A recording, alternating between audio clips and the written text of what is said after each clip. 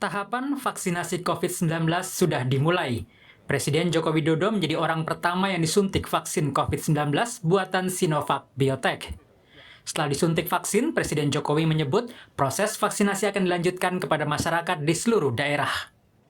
Vaksinasi COVID-19 ini penting kita lakukan untuk memutus rantai penularan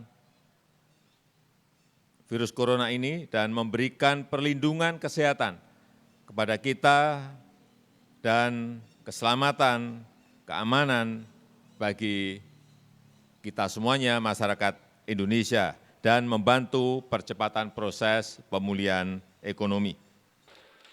Sejumlah kepala daerah juga menjalani vaksinasi COVID-19 pada hari ini. Salah satunya Gubernur Jawa Tengah Ganjar Pranowo. Ganjar menegaskan pada masyarakat untuk tidak perlu takut dan ragu untuk divaksin.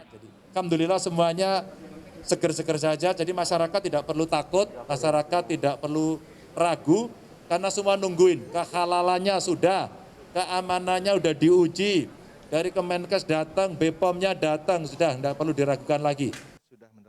Di Bali, Gubernur Iwayan Koster jadi orang pertama yang disuntik vaksin COVID-19 buatan Sinovac. Iwayan Koster mengajak masyarakat ikut vaksinasi COVID-19 agar aktivitas pariwisata di Bali bisa segera pulih. Bahwa pariwisata di Bali sudah sangat terpuruk akibat pandemi COVID-19, perekonomian di Bali juga sudah sangat terganggu dalam 1 tahun ini. Jadi kita berharap pandemi COVID-19 ini bisa segera berlalu. Di Bandung, Jawa Barat, musisi Nasril Irham atau Ariel Noah juga disuntik vaksin didampingi Gubernur Jawa Barat Ridwan Kamil. Ariel pun berharap COVID-19 segera berlalu karena musisi menjadi salah satu profesi yang terdampak akibat pandemi ini.